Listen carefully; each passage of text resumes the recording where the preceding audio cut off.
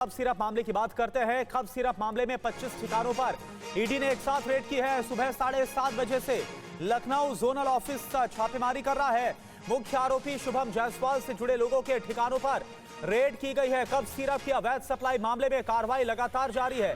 Chartered accountant Vishnu Agarwal के ठिकानों पर भी रेड हुई है और आज सुबह से ही लगातार रेड चल रही है कब सिरप मामले पर।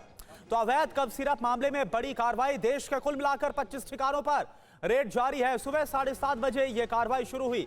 शुभम जायसवाल से जुड़े लोगों पर रेड हुई है। 30 एफआईआर के आधार पर कार्रवाई पिछले 2 महीने में दर्ज हुई है एफआईआर। कई फर्जी पते और फर्जी फॉर्म्स भी मिले हैं। मामले में अभी तक 32 लोग गिरफ्तार किए जा चुके हैं और आप देखिए आंकड़ा 1000 करोड़ से ज्यादा का यह पूरा कारोबार था। मुख्य आरोपी शुभम जायसवाल अब भी फरार है, जिसकी तलाश जारी। और तस्वीरें आपके सामने, ये देखिए आप किस तरह से आज एक साथ देश भर के 25 अलग अलग ठिकानों पर रेड हो रही है कब सिरप मामले में, जिसमें कई बच्चों की अभी तक जो मौत की खबरें हैं वो आई है। तो किन मामलों में एफआईआर हुई है? अवैध स्टॉकिंग के मामले में, ट्रांसपोर्टेशन के मामले में, ट्रेडिंग के मामले में और क्रॉस बॉर्डर सप्लाई, तमाम जो मामले हैं वो बहुत ज्यादा संगीन हैं। और कहां पर ये रेड हुई आप जरा देखिए। लोकेशन इस वक्त आपके सामने जो आपको हम दिखा रहे हैं, ये देखिए आप, लखनऊ, वाराणसी, जौनपुर, रांची, सहारनपुर, अहमदाबाद, ये वो तमाम ठिकाने हैं जहां पर रेड हुई। और इस बीच इससे जुड़ी एक बड़ी खबर आपको बताएं। कब सिरप विवाद में नाम जोड़ने पर टीवी9 से बोले धनंजय सिंह। समाजवादी पार्टी अखिलेश को क्षत्रिय समाज से दिक्कत है, मुझे साजिश के तहत बदनाम किया जा रहा है। अमित टाटा और आलोक सिंह से संबंध धनंजय सिंह की तरफ से कहा गया। अमित टाटा के कहने पर शुभम जायसवाल के गृह प्रवेश कार्यक्रम में गए।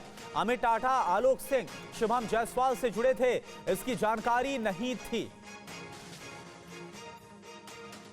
इस वक्त हमारे साथ वही नाम मौजूद हैं, धनंजय सिंह, जो कि जौनपुर से पूर्व सांसद हैं।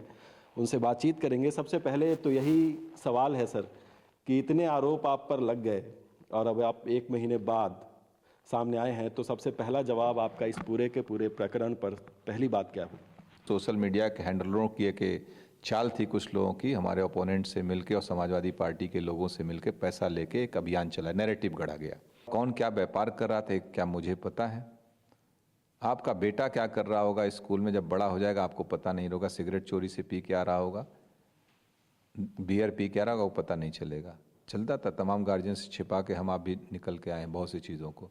तो आदमी क्या है कि क्या कर रहा है, नहीं हो सकता है इस मामले में, जैसा उन लोगों ने बयान में देख रहा था, पढ़ रहा था पुलिस को, उसमें इन लोगों ने बयान दिया कि इनको शुभम जायसवाल ने कहा कि आप 5 लाख रुपए दे दीजिए, एक एजेंसी हम बना देंगे, आपको इतना पैसा मिल जाया करेगा महीने का या साल का, जो भी एक इन लोगों का।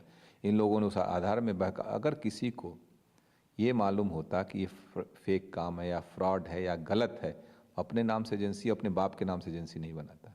अपने नाम से लाइसेंस और दुकान, ड्रग लाइसेंस ड्रग इंस्पेक्टर ने दिया होगा ना, सरकारी। ऐसा तो नहीं कि बांग्लादेश से लाइसेंस लेके आए, किसी ड्रग इंस्पेक्टर ने बनारस के दिया या कहीं के दिया, या जो भी चीज़ें जांच में आएंगी विषय, तो ड्रग इंस्पेक्टर ने लाइसेंस दिया, लीगल आदमी अपनी फोटो दे के बनवा रहा। उसको क्या पता उसके पीछे क्या चल रहा है एक रैकेट, और ये आज से नहीं बहुत पुराना चल रहा है यहाँ पे।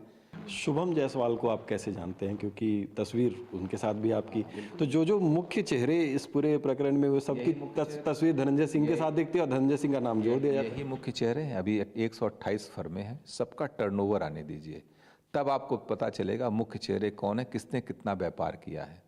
अभी ये जांच का विषय, सारी चीज़ें एक ही दिन में आप जान लेना चाहते हैं। अभी तो जो राजनीतिक आरोप प्रत्यारोप है उस पर बात कर लीजिए। और रही बात चेहरे की, मैं तो डिनाई तो किया नहीं। जिस दिन मैं उसके शुभम जायसवाल के घर गया था, उसका गृह प्रवेश था, यही आलोक ने हमसे कहा कि भैया चलिए वहाँ पे उसका, मेरी बनारस डेट थी, डेट पे गया था, कहे कि चले जाओ, साथ गृह प्रवेश है। हम गए थे बनारस से, चले गए, स्पेशली नहीं गए, बनारस गए थे उसके घर, और दुकान पे ले, उसके शॉप का कोई होता लीकर उसने ले रखा है, लीकर का लाइसेंस वगैरह शायद, तो उस पर लेके चले गए हमको। हमने कहा चलो भाई चलते हैं, जब जो आदमी साथ रहता है कह दिया, चला गया। क्या उस समय शुभम जायसवाल वांटेड था बनारस की पुलिस से या लखनऊ की पुलिस से, कहीं वांटेड था? तो अपने घर कैसे रह रहा था? जांच का विषय, पहले जांच होने दीजिए, कितना दोषी है, ट्रांजैक्शन आने दीजिए। मुझे पूरी जानकारी तो है नहीं अभी एजेंसी ईडी को जांच करने दीजिए। ईडी जितने 128 एफआईआर हुए हैं, कितने किसके ट्रांजैक्शन हुए, सबका बैंक खाते खंगाले जाएंगे। कहाँ से आए पैसे, कहाँ गए हैं, सारी चीज़ें निकल के आ जाएंगी। परेशान होने की ज़रूरत नहीं है। समाजवादी पार्टी जो है भ्रम न फैलाए लोगों को। अगर इतना संवेदनशील मुद्दा था उनके लिए तो उन्हें जो है प्रेस कॉन्फ्रेंस करते हुए हंसते हुए नहीं बोलना चाहिए। गाड़ी के नंबर मैं क्लियर कर दूँ, 1000 गाड़ियाँ निकलती हैं प्रदेश में हर एक वर्ष में। कितनी गाड़ी मेरी होंगी बताइए, कितने मेरे चाहने वालों की होगी?